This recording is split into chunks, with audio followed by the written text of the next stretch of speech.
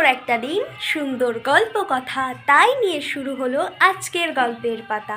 Hello guys, আশা করছি সবাই খুব ভালো আছো আর আমিও খুব ভালো আছি। চলে আসলাম আবারও একটা নিউ ব্লগ নিয়ে। অনেক দিন হয়ে গেল তোমাদের সাথে কোনো ব্লগ শেয়ার করা হয়নি, আর আজকে যেহেতু একটা সুযোগ পেয়েছি, তো আজকের এই সুযোগটা মিস করার কোনো কথাই হয় না। এখন বাজে সকাল 10:30, আর এখন থেকেই আমি আমার ব্লগটা শুরু করলাম। আর এতক্ষণ হচ্ছে আমি সবজি কেটে দিচ্ছিলাম একটু রান্নার জন্য।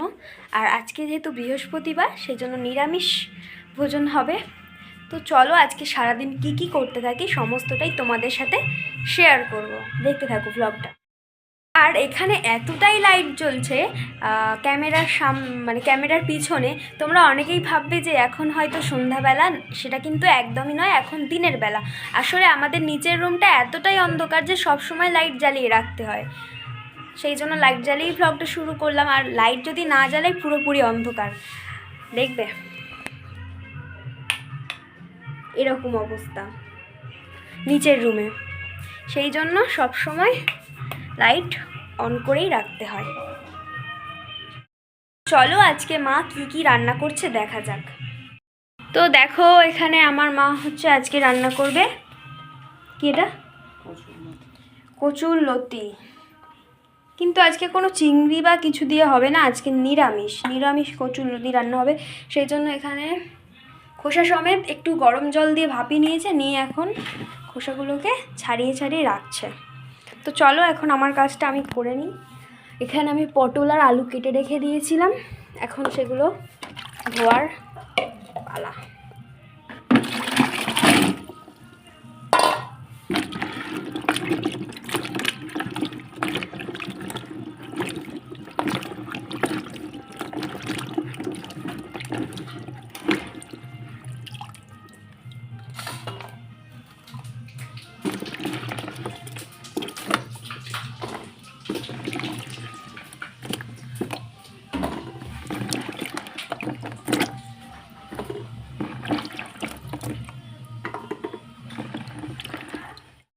তো দেখো পটল আলুটা ধোয়া হয়ে গেছে, এবার একটু কলের জল দিয়ে দিই। যেই জলটা দিয়ে ধুলাম ওটা আমাদের বাড়িতে যেই জলটা ব্যবহার করি ওটাও কলের জল, কিন্তু ওটা খাওয়ার জল নয়, আর এটা হচ্ছে খাওয়ার জল। এটা দিয়েও ভালোভাবে ধুয়ে নেব।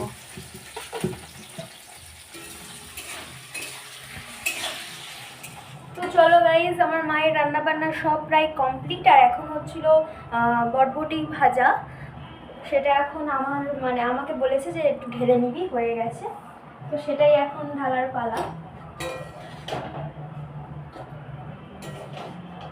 তো আমি আর ঢালছি না, এই খুন্তির মাধ্যমে এইভাবে তুলে নিচ্ছি।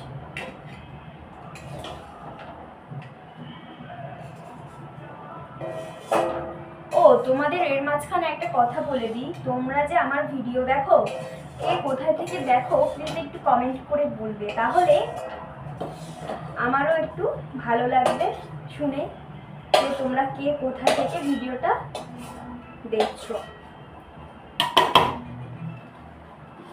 সত্যি কথা বলতে তোমরা যে কমেন্ট করো, তোমাদের এত সুন্দর সুন্দর কমেন্ট দেখে আমার ভিডিও করার ইচ্ছাটা আরো বেশি করে বেড়ে যায়।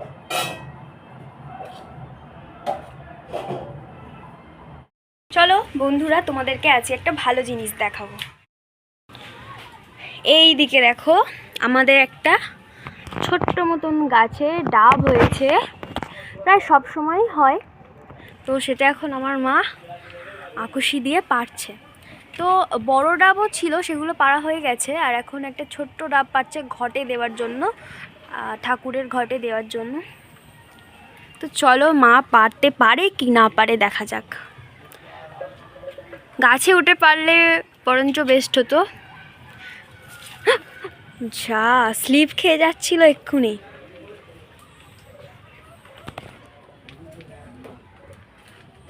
তো দুর্ভাগ্যবশত আমাদের বাড়ির কেউই গাছে উঠতে পারে না, যেমন দাদু বাবা কেউই উঠতে পারে না, সেজন্য মাই সবসময় একটু ট্রাই করে পারার জন্য। গাইস, তোমাদের কি মনে হচ্ছে মা কি পারবে ডাবটা পারতে?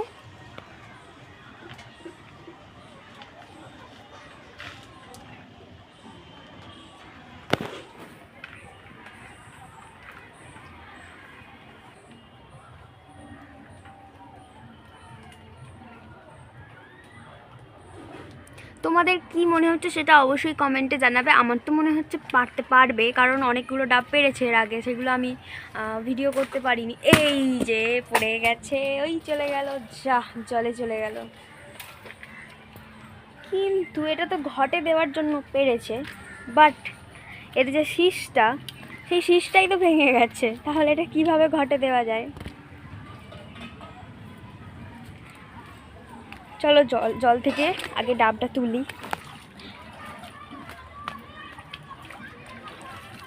এই দেখো বন্ধুরা, ঘটে দেওয়ার জন্য তো ডাবটা পাড়া হয়েছে, বাট শীষটা তো ভেঙে গেছে, কি করে ঘটে দেওয়া যায় এটা? তো এই দিকে যখন এসেই গেছি, তোমাদেরকে একটু দারুণ একটা ভিউ দেখিয়ে দিই। দেখতে পাচ্ছ আমাদের ঘাটের কাছে জল কতটা চলে এসছে। আর এদিকে বৃষ্টি কিন্তু সারাদিন ধরে ঝমঝম করে পড়েই চলেছে। এখন একটু কমেছিল, বাট আবার বৃষ্টি চলে এসছে। দেখো ক্যামেরাতে হয়তো বোঝা যাচ্ছে না, কিন্তু ঝিরঝিরি করে পড়ছে বৃষ্টিটা। আর চারিদিকে দেখো জল থই থই করছে। আর ওখানে দেখতে পাচ্ছ একটা দোলনা ঝুলছে। এই দোলনাতে বসে আমি একটা রিলস করেছিলাম, তোমরা অনেকেই দেখেছো। এই নৌকার কাছে বসে ওই দোলনা, তখন মানে খালের জল একদমই কম ছিল, আর ওখানে পুরো ডাঙা হয়েছিল, মাটি ছিল, তখন ওখানে গিয়ে রিলস করেছিলাম। বাট এখন ওখানে জল ভর্তি হয়ে গেছে, আর এখন ভিডিওটা করছি তাও একটু কম জল আছে।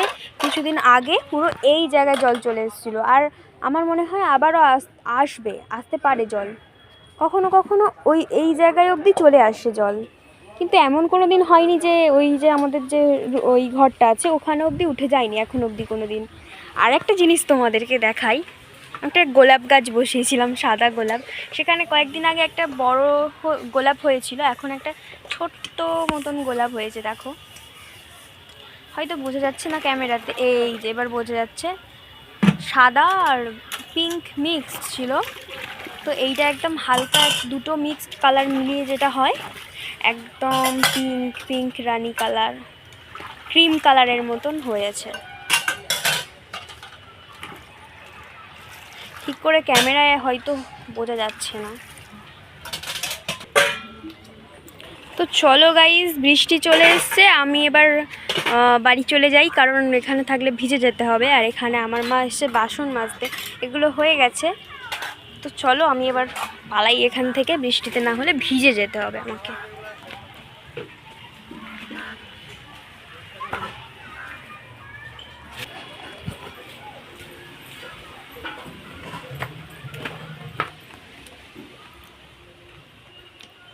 তো তোমাদেরকে বলছিলাম না, আমার মা আগেও কয়েকটা ডাব পেরেছে।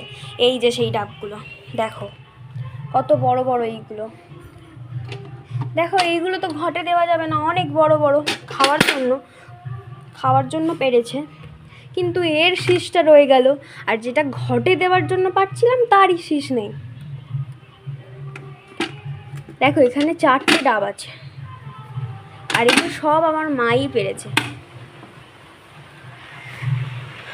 তো বন্ধুরা, তোমাদের সাথে কথা বলতে বলতে কিন্তু খুব জোরে বৃষ্টি চলে এসছে, ক্যামেরায় হয়তো বোঝা যাচ্ছে না।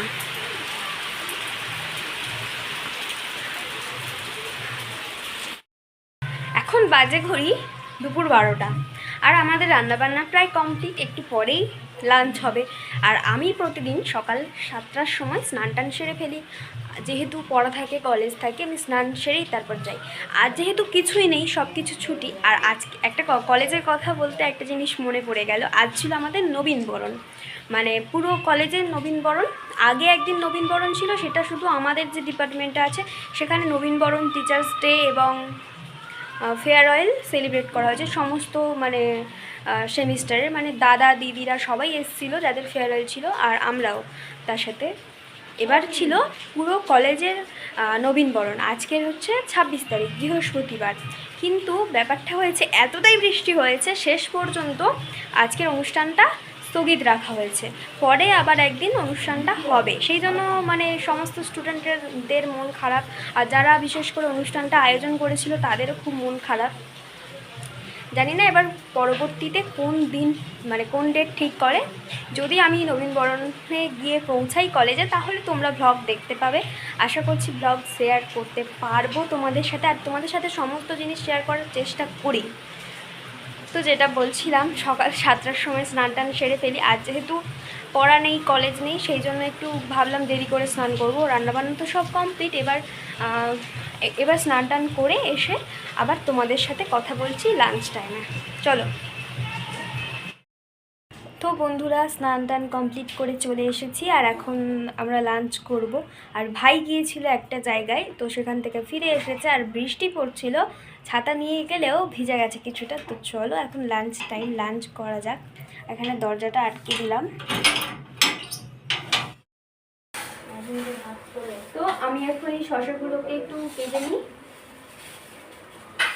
তারপর তোমাদের সাথে আবার কথা বলতে আসছি। বন্ধুরা, এই দেখো শসাগুলো কাটা কমপ্লিট আমার। ভালো করে জলের মধ্যে দিয়ে ধুয়ে নিচ্ছি।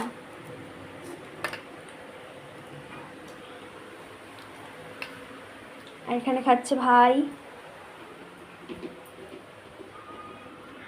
এখানে আছে আমার দাদু হাউই। আজ তরকারি কেমন হয়েছে? ভালো। নো শসা আর কি। মিষ্টিটা ফ্রিজে আছে, খাওয়া হয়ে গেলে তারপর। এরপর দেখো খেতে বসে গেলাম। আর এখানে আছে প্লেন রাইস, আর এখানে আছে বিনস ভাজা, আর ওখানে আছে পটল পোস্ত, আর আছে ডাল। সবার খাওয়া হয়ে গেছে তো সেই জন্য অল্প আছে। আর আছে কচুরলতি। এই হচ্ছে আজকের মেনু লাঞ্চে। তো চলো খাওয়া দাওয়া কমপ্লিট করে আবার তোমাদের সাথে গল্প করতে আসছি। শুভ বিকাল বন্ধুরা। লাঞ্চ কমপ্লিট করার পর আর ভিডিও শ্যুট করা হয়নি, একটু রেস্ট নিচ্ছিলাম। আর এখন হচ্ছে বিকাল হয়ে গেছে, এখন বাজে 4:30 মতন। এখন একটু বাইরের দিকে যাব আর তোমাদের সাথে শেয়ার করব। তার আগে বলি, আজকে লাঞ্চে তো কী কী ছিল মেনু সমস্তটাই তোমাদেরকে দেখিয়েছিলাম। আর নিরামিষ যেহেতু রান্না হয়েছিল, আর আমার আমিষের থেকে নিরামিষটাই বেশি পছন্দ। আর নিরামিষ খেলে পরে শরীরটাও ভালো থাকে। আমিষ খেলে যেরকম অনেক রকমের প্রবলেম হয় শরীরে, কিন্তু নিরামিষ খেলে অতটাও প্রবলেম হয় না, শরীরটা উল্টে ভালো থাকে। আর নিরামিষ খেতে খুব খুব ভালোও লাগে। আর এখন বাইরে আবার বৃষ্টি শুরু হয়েছে, বললাম না সারাদিন ঝমঝম করে হতে চলেছে। চলো বাইরের দিকে গিয়ে একটু দেখা যাক কেমন বৃষ্টি হচ্ছে। চলো বন্ধুরা বাইরের দিকে যাওয়া যাক। আর আমাদের নিচের রুমটা দেখেছো তো কেমন অন্ধকার। এই যে বাইরে চলে এলাম, আর বৃষ্টি কিন্তু টিপটিপ করে পড়েই চলেছে, দেখতে পাচ্ছ।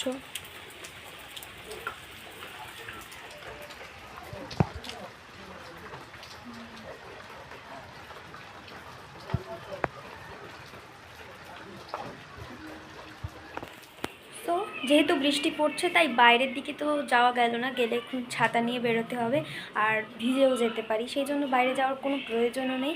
আর এমনিতে আমার তেমনভাবে বাইরে বেরোনো হয় না। আমি বাইরে বেরোতে ভালোবাসি, তবে প্রয়োজন পড়লে তবে বেরোই, এছাড়া বাইরে বেরোই না ধরতে গেলে। আর তোমরা দেখতেই পাচ্ছ মুখটা ফোলা ফোলা লাগছে। সবাই আবার ভাববে না, এটা ভাবে যে হয়তো আমি হয়তো সবসময় ঘুমোই, বা দুপুরবেলা হয়তো ঘুমিয়ে তারপর হয়তো ক্যামেরাটা অন করেছি। বিকালবেলা যেহেতু বললাম শুভ বিকাল, আর বললাম যে রেস্টও নিচ্ছিলাম, তোমরা হয়তো অনেকে ভাববে যে আমি ঘুমাচ্ছিলাম, ঘুমিয়ে রেস্ট নিয়ে তারপর হয়তো আবার ভিডিওটা স্টার্ট করেছি, কিন্তু তা একদমই নয়। আমি একটু শুয়ে শুয়ে মোবাইলটা দেখছিলাম, ভিডিও দেখছিলাম, আর ভিডিও এডিটও করছিলাম কিছু কিছু ভিডিও। তো সেই জন্য ঘুমানো হয়নি। আর প্রতিদিনই এরকম হয়, কিন্তু সবাই ভাবে যে আমি ঘুম থেকে উঠে এসেছি। এরপর সবাই মিলে সন্ধ্যাবেলা চা খেতে চলে আসলাম। আজকের ভ্লগটা এই পর্যন্তই। দেখা হচ্ছে পরবর্তী কোনো নতুন ভ্লগ নিয়ে।